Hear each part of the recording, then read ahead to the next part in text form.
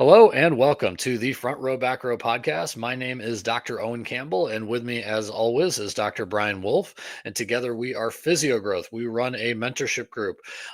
You've heard about it in the introduction, what we have done, and we are worth listening to. So if you look it up, www.physio-growth.com, and you can join our group.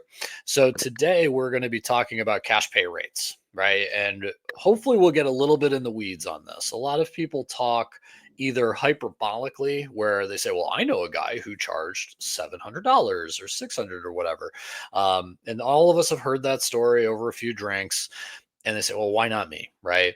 And I also have heard people on the exact opposite side of the spectrum who say, why would anybody do cash PT? There's only like 2% of the country that'll do that, you know? So we have this kind of back and forth even within the PT profession of like, what what a good cash pay rate should be.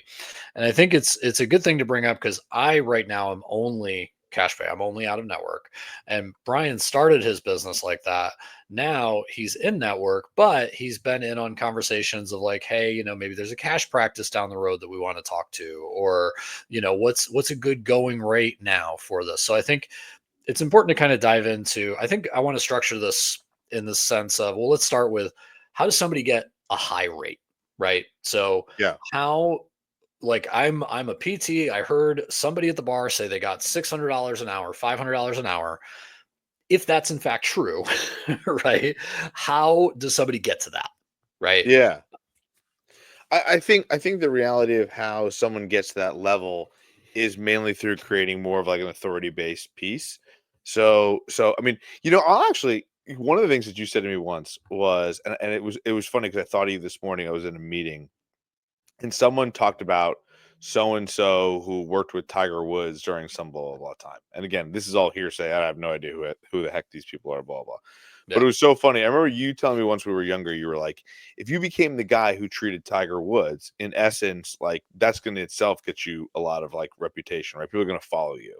Mhm. So, in essence, it's not. I think a lot of PTs make the mistake of being like, let me get as many letters as I possibly can that's longer than my name, and like people are going to flock to me. And it's like that's not the reality of what it is. It just shows you're a giant nerd anyway. And a lot of it is the idea of really creating more relationship and then creating more leverage, right? So for me, I have been able to command if I do any of these things at any time or any purposes. Again, they could be contracts like I think about different contracts that I've negotiated with Evolution. The bigger that we've gotten, the more leverage we have, and so therefore we're able to make more money and do bigger things because we're able to find, and it allows us to hire with less fear because we're able to like have better things set up, right? So when you think about these different prospects of what you're trying to do, it allows you to build a little bit more aggressively, right? So all of a sudden it really starts the hockey stick a little bit. So again, like I think we were talking about the cash PT rates, and I think the individual rates. That's how we got in this topic was like, all right, well, if I get really busy, I'll just raise my rates. If I get really busy, I'll raise my rates. And I think the bigger thing is I was describing was you kind of have to think about a bell curve, right? If you're charging $500 a session, there's only so many people that can fill that amount, right? If you're at, 50 bucks a session, there's a lot of people who can do that amount. So it's probably somewhere in between there. And I we were filming this last podcast, and I would say the same thing to anybody is look below and comment below if you're charging way more money, because I'd love to hear how many clients you've got. Because if you're like, hey, I'm charging $700 and I got 50 clients a week, I call bullshit, right? But nevertheless, because then you wouldn't be listening to this podcast. How's that sound? But number two is like I also think that there's an aspect of the sweet spot for a lot of brick and mortar slash places seems to be around $200. If you can Yeah. be in that like $200 range, that seems to be like a pretty solid number to have. Well, So and I think that, now part of this too is Brian has many employees, right? And I hired 100 therapists, but I have I have no HR department now. It's just me. So I can talk a little bit about like what rates are, what I've heard and things like that. And I don't I think that what in my travels, right, there's been two people that have been able to charge north of 350, right? And typically the one who's able to do that is the one that has something else that's better, right? And the client has to say, look, I'm taking you away from it. So for one thing, there's a guy down the street from me, and he's works with a few baseball teams, right? Pitching staff, right? And he's routinely at 400 an hour, right? But that's because anybody who signs up with him has to compete for schedule space with the Boston Red Sox. I forget what team it is. I think it's like the Yankees or the Red Sox. They have to compete for schedule space with that.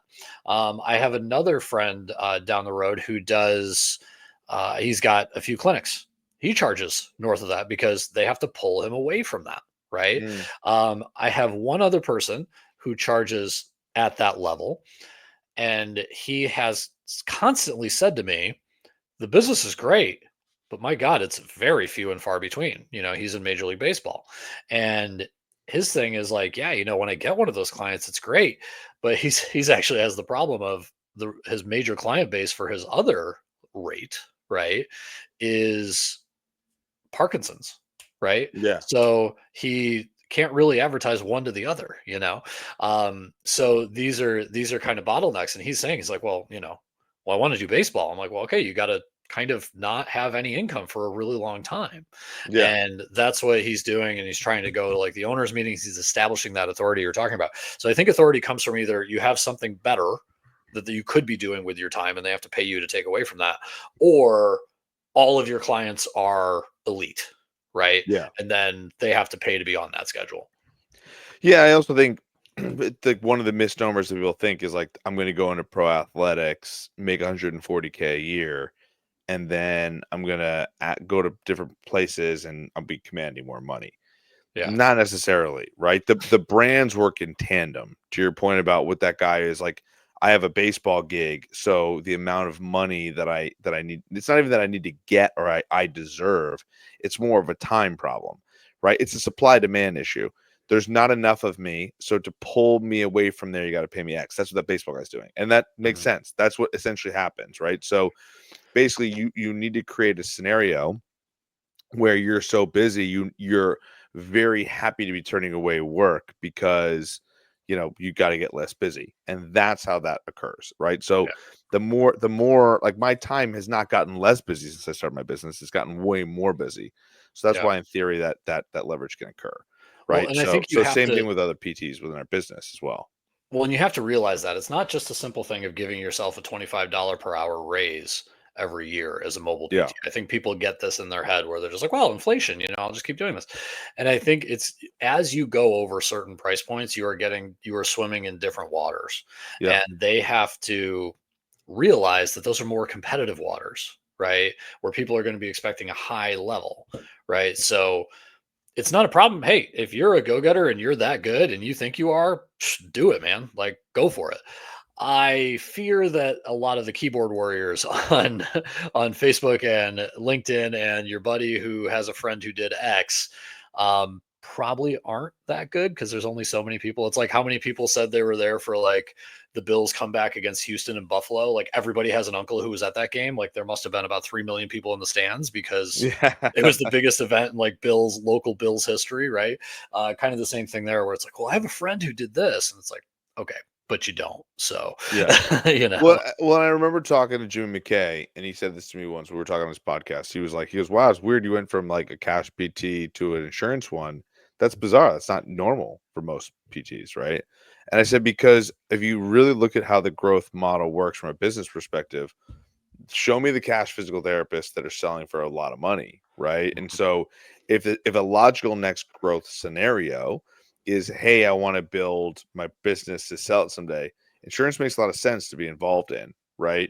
But the key is the path to how to get there. And so if you don't set certain things up in the right capacity to do that, you could be missing out, or just it takes a lot longer.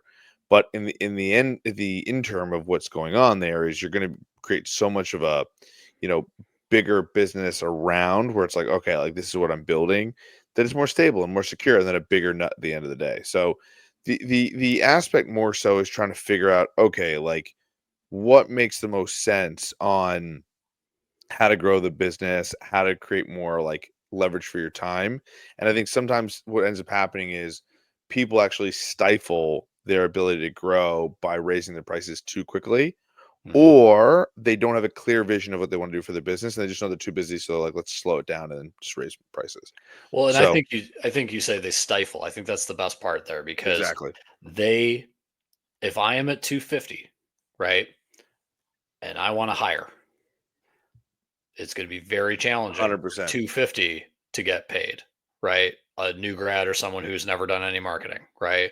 Whereas I'm going to have to lower their price. So then already they're the stinky kid, right? Exactly. Then it becomes like, okay, well then and then you got to wait a really long time and they have to not want to leave for the raised prices that you're doing, right? Because Yep. you're not paying them that full price. You're taking some off the top because that's why you employ people, right? Yep. Is to get a multiple on the time, right? Um, and then they never will climb up to your level because why would they do that? They could just leave and take that money, right? And that's what they'll do. And then And they'll that's leave and take your money, right? To a and that's degree, it. right? So I think that those like that's the other thing people have to understand is that like those massive prices also make it so that if you don't have anything to back it up, like an insurance based business where you can grow and keep it, it's really hard to challenge to bring those massive prices. Like the person I know who does the baseball team, it's got a clinic, takes insurance, right? It's got about 5 or 6 people that work for him. Super happy, right? He's like, Yep. if I'm not here, whatever. I just piss off to New York and then I come back and I charge whatever rate I'm going to do. I don't rely on that business. Um, so it's a very hard thing to rely on such a high rate, and you can admit, but then you have the risk of single person risk. What happens if you get in a car accident, right? Better hope you save some money. It's 100%. like it's your physical ability. What Th happens if a family member gets sick in another city? You know what I mean? Like those are the things. I mean, I've gotten patients from like 3 different mobile practitioners in Phoenix, all because they left town. You know? It's so funny, man, because I feel like so many people think, like, to your point, like, I think you said this in the last podcast we did, like, "Oh, I'm always looking for an annual raise," and the Mhm. reality is all the things you just talked about right there is exactly why you can't really predict that, right, Yeah. in entrepreneurship. So, the aspect is it's just not the trade-off that you're looking, it's like you're looking at this next level. So, if Mhm. you're looking to say, "Hey, I would always wanna raise," the answer would be, "Okay, well, just stay as a solo provider, right? And just keep raising your rates and just manage your schedule that way. And Yeah. you'll do great. You'll make a buttload of money. You won't be able to sell it, Mhm. not for much at least, because you're the business. But at the same time, like, can you do really well in that scenario? Hell yeah. You can do Yeah. really well in that scenario. Well, and remember, lawyers do a better job. There's industries are different, right? So if you think about lawyers, the only thing that's really going to stop a lawyer from being a lawyer is a brain injury, right? Yep. Physical therapist, a Yeah, lot of stuff can happen, right? for sure. So those are the things where I mean, knock on wood, nobody on this podcast or listening to this podcast gets that, but like these are the things where if you're talking about risk in a business, like you got to keep that in mind. So I think for cash pay rates, there's no solid answer of like charge this and you'll be footloose and fancy free, right? But Yeah. it's at the same point you got to realize what you're doing when you're jacking up your rates. And think about where you want to go, where you want to take it. Where do I Mm, want to go with this scenario? Right. And then go from there because that's a huge piece for a lot of this stuff. So, listen, guys, if you're interested in these kind of things, check us out, comment below. We're always looking for new topics. Physio-growth.com. You can join our mentorship group. We'd love to talk and help people, leverage more skills and build more skills. Because I think that's another piece of it is so many people and think as they grow and as they do this stuff, oh, it'll just naturally come to me because I got all these letters at the end of my last name, right? mm. And it's like, no, the reality is there's a lot of skills that help to develop that and build relationships and go from there. So that's where it's massively important. Yeah. Yeah. Cool, man. All right. Cool. We are out. Have a good one. See ya.